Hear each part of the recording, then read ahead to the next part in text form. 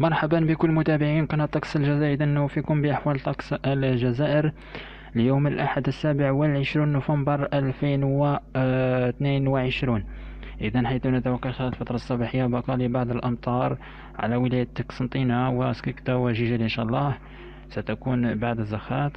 تبقى المناطق الوسطى والغربية أجواء صافية لكن الغيوم.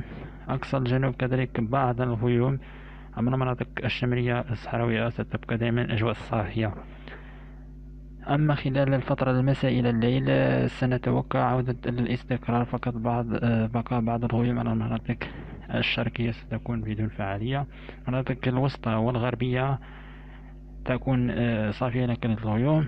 المناطق الجنوبية الغربية وسط الصحراء والمناطق الجنوبية الشرقية أجواء صافية لكن الغيوم. أقصى الجنوب ستكون أجواء إذن غائمة بدون فعالية.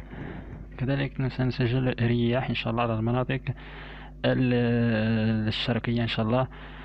الرياح تصل إن شاء الله خلال الفترة الصباحية تصل إلى 50 كيلومتر في الساعة.